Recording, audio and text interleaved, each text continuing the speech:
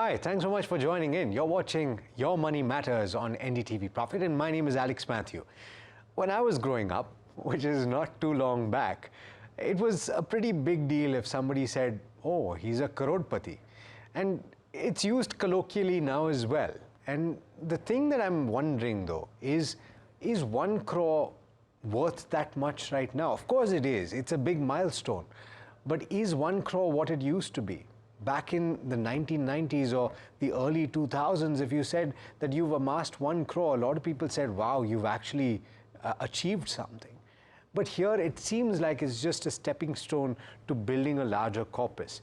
To talk about why this is important, to talk about what inflation calculators throw up and why so many people fear them, I'm joined today by Pooja Bhinde, who's a certified financial planner, and Rohin Pagdiwala, who's the founder of Pagdiwala Investments. Thanks so much to the both of you for taking the time. Pooja, would you agree that 1 crore is no longer what it used to be? So, Alex, as you rightly said, back then, I actually, went back to the memory lane of the popular game show KBC. If we all have, watched that show, like Kaun Banega Crorepati. And at that point of time, that show used to be like, oh my God, 1 crore is a thing. And, we all want to achieve this target. So I think from that show, or maybe, having those discussions in the household that, to reach to that level was a thing. But if you see, even that show after 25 years has now, become 7 crores. So even they have calculated inflation. In fact, that would be around 7 to 8% of inflation rate. And as you rightly said, 1 crore then, I mean, at that point of time, you used to, we would have bought a house, a good standard of living, good retirement, children education, everything with that 1 crore. But now, if we see for each and every goal, we need that kind of a, milestone. So I would say 1 crore is just a milestone. It's not the final goal. And you need to have more and more crores for each and every goal. It's what I feel that with this, at today's age, 1 crore will hardly last for next 8 to 10 years. If, we are talking about a comfortable lifestyle, and not even a 1 BHK will come in that 1 crore, and not even, the entire education will be, will suffice in that 1 crore. So yeah, I mean, education needs to be considered. it depends, Pooja, where you're buying the 1 BHK. I would agree that where we are right now in Mumbai is very, very hard to do. You'd have to go, well, I don't even think that beyond Borivali or in the places beyond that you'd get a flat for that much, maybe a 1 BHK. Rohin, I'm not familiar with the price of real estate beyond the borders of Borivali. But having said that, would you say that the inflation calculators and what they throw up, they point out this, right? So if you start from today and you say these are my expenses, and you see what could it be in 20 years, it's an outlandish number, and most people get put off by that. Would you agree? Yeah, absolutely. The inflation calculators per se are correct. There's nothing mathematically wrong with what they're throwing up. The challenge is, and those numbers are and will sound outlandish to anybody who's not familiar with it. But what one has to keep in mind is that it's difficult for normal human beings to perceive maths and numbers that far away, right? So they will always sound huge. But my submission to people who are looking at these calculators or these for their investments, these are the numbers, while they sound big, are eminently doable, and it takes a little bit of planning to get there. So just to carry forward the example that Pooja made of Kaun Banega Crorepati, 1 crore at that point of time sounded outlandish, sounded really big. Today, 7 crores also may not sound that big, right? So those numbers have to be, those numbers are correct, but they have to be, you have to believe that they can be achieved, because compounding has a major impact on the way wealth grows. Okay, I want to come back to you on that though, because obviously people tend to also feed numbers into SIP calculators, and also the numbers that are thrown up there are hard to imagine, and particularly because people are swayed one way or the other when dramatic shifts happen in global geopolitics or If there is a major change in the markets, if the markets fall by 20%, then you tend to have a reaction to that. But you don't see what is going to happen over the course of 10 years or 15 years or 20 years. So would you say that achieving that 1 crore milestone in the first place, Rohin, is the most important thing? And it's really hard to do for most people that are starting from scratch. Yeah, I think the first 1 crore is most difficult, and that's something that most people, whether they've achieved that, I mean, those who achieve the number in their careers will tell you that. The reason it's the most difficult is because obviously when you're starting to build your first crore, you're younger, your income is typically lower, and therefore your ability to save and therefore the time that you have for it to compound takes that much longer, right? So 1 crore is the most difficult, but I can assure you that after that 1 crore is achieved, the growth in wealth is much faster. And I've got some numbers here I'd like to share. So, for example, if I assume that the rate of return on anybody's investment portfolio is about 12.5%, which is the return from a index fund, right? A Nifty index fund. The money, typically your money doubles in 6 years. All right. Money multiplies 5 times in 14 years and multiplies 10 times in 20 years. So your money grows 10 times in 20 years. So if you put that into perspective, my submission to all of those who are watching this will be that don't be overawed by those numbers. Make sure you're saving well, you're saving early in your life, and make sure that every bit that you can save, you're saving. So even the 5,000, 10,000 that you can put away every month, or maybe 30, 40,000 in a year, please do that, because that adds up a lot when compounded over 10 years, 12 years. Yeah, it's an important point that you make. It is really hard to do though, Pooja. We've all been there. I don't know about you guys, but between the time when I was 21 and 28, I wasn't earning enough to save as much as I would have liked to, and I think I started a little too late from my perspective. I started at 29, and I think a lot of people would relate to that. I've done reasonably well over the last few years, so it's never too late to start. But the point is, why is it that you say that you should start with as little as you can possibly do? And you may not see the impact very early. Would you agree, Pooja? Definitely, Alex, I agree on this. And at the same time, when we always talk about, SIP or, the magic behind the power of compounding, it is never the amount. It is always the time. We have to understand, we have to also, via this medium, educate more and more people that it is with a smaller amount that you just need to start. Like as you mentioned, you started at a particular age.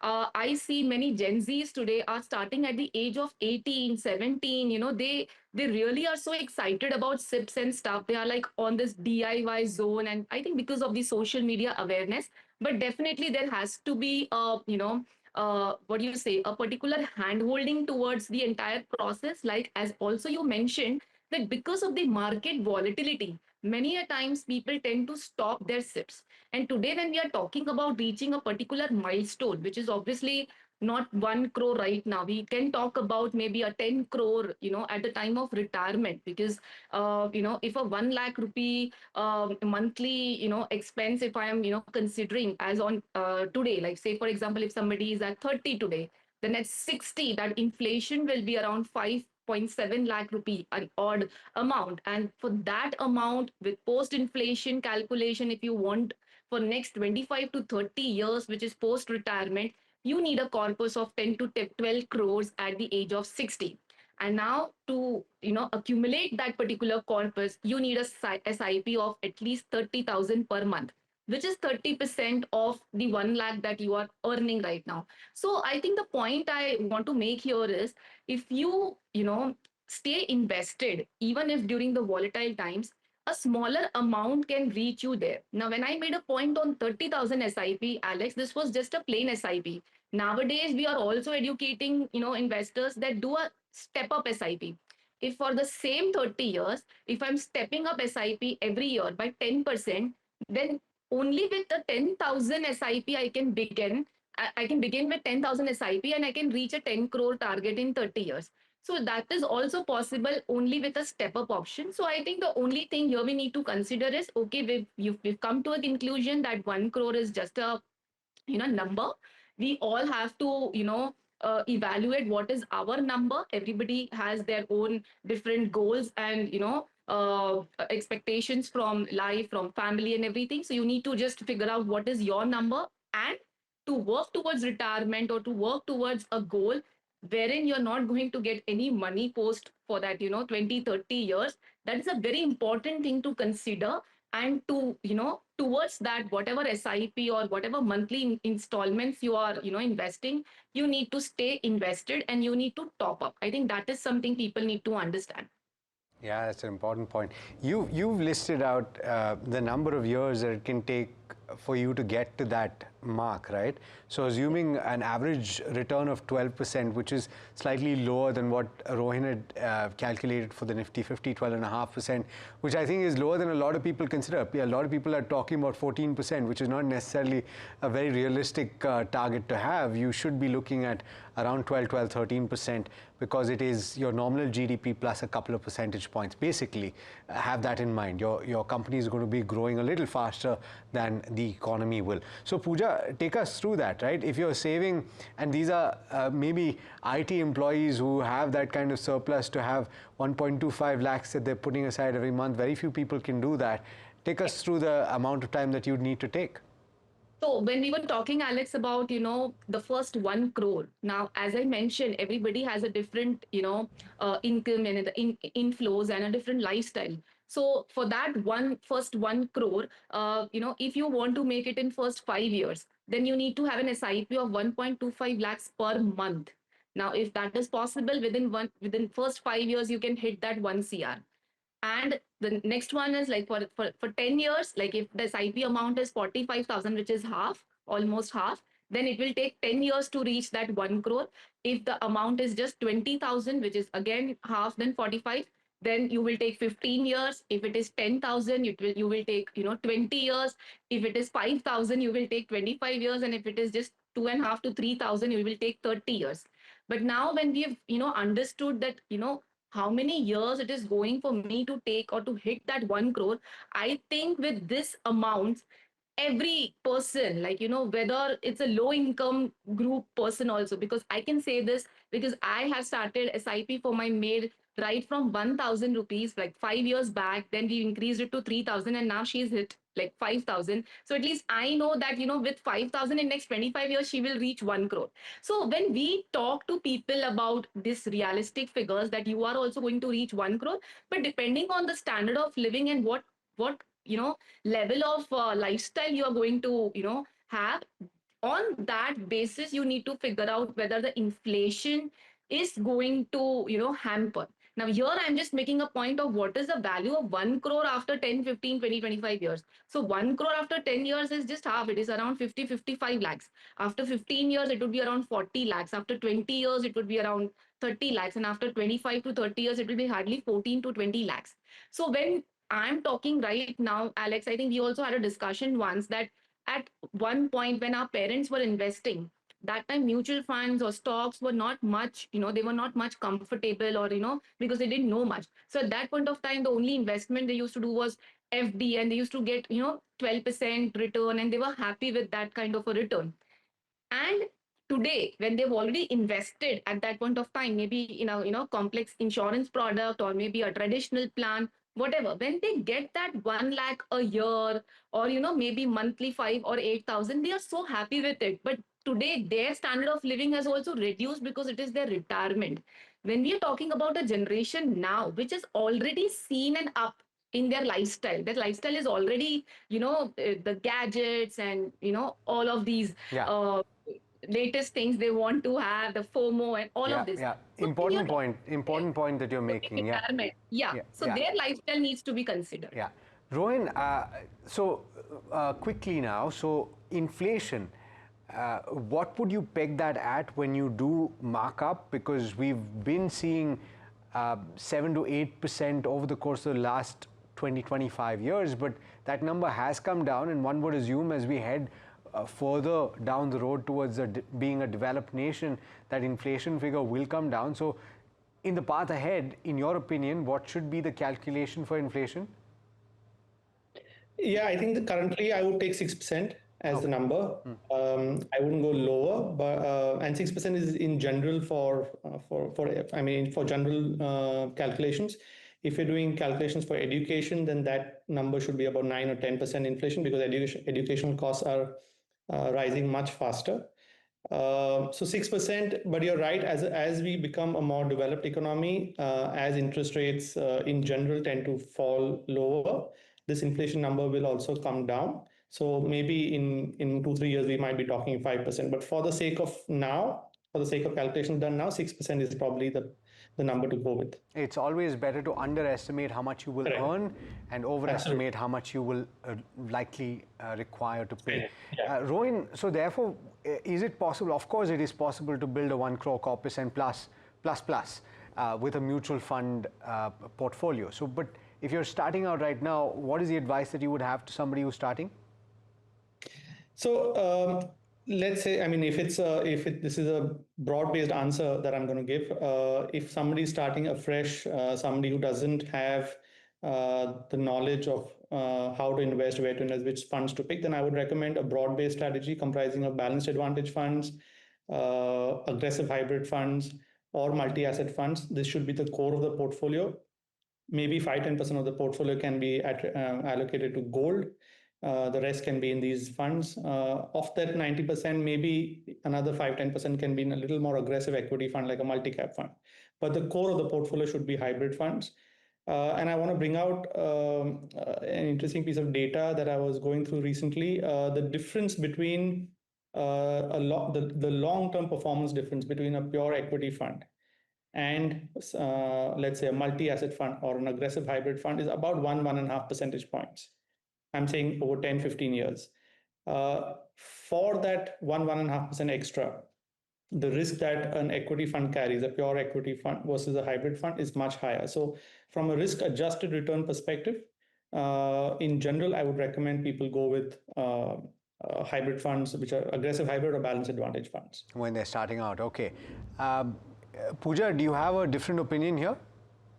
I think I agree on this part, as in, to have majorly, you need to have an equity portfolio because, Alex, when you're talking about reaching this kind of a target, we know it is not in like, next 1 to 2 years. It is a long term scenario. And then in the long term scenario, when you're talking about such amounts, I would say 60-70%, it has to be a diversified equity fund. Diversified equity fund, I would also, I would prefer an active equity fund, whether it's a flexi cap, a multi cap, a mid cap, and a small cap. If I know if I'm having an horizon of more than 10 years, I think these four funds are good to go. Like, even Rohin said, it's like a core portfolio you need to maintain. And like 80% you can maintain this portfolio. And like another 20-30% could be maybe a sectoral bet if somebody is a, informed investor. But for first timers or somebody who wants to take a conservative bet, I think these four funds are good to go. Okay, and beyond that, you've actually stipulated a debt mutual fund should form a part of your portfolio from the get-go. You shouldn't ignore it, and I think a lot of people do that.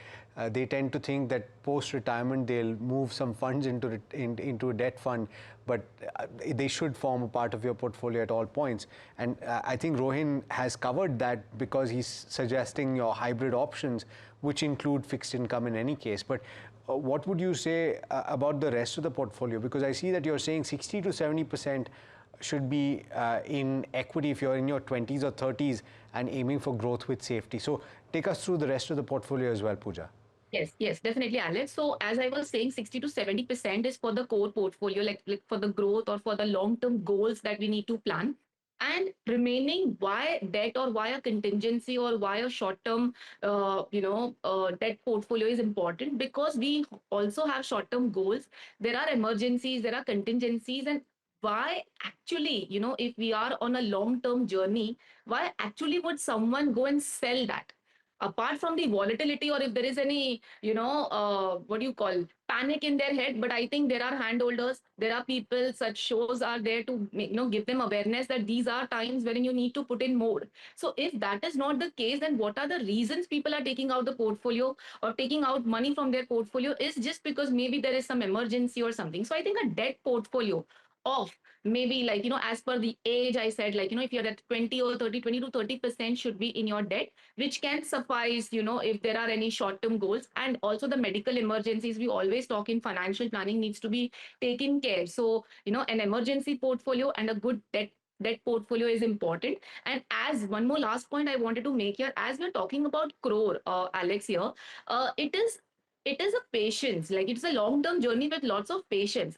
When, as you said, it takes first 8 years to reach that 1 crore, and then 4 years to reach another crore, and then 3 years to reach the third crore, and just 2 years to reach the fourth crore. So if you take, this example of 8432, it's actually a 17-year journey. So when you're talking about a child, also, I always tell people that, your child is born till the time he's 18, he'll be 1 crore. He'll be already 1 crore if you start an SIP. So it is just a process. People, they need to understand, fix up your long term goals, and each crore towards each bucket, and remaining 20-30% towards your contingencies and emergencies. Yeah, for That's that a fund. that's a great idea, and the standard other rules apply. Rohan, and Pooja, you all can nod because we're running out of time. Don't have too many funds. 4 to 5 to 6 funds is great for you. Don't over diversify. That is also a thing.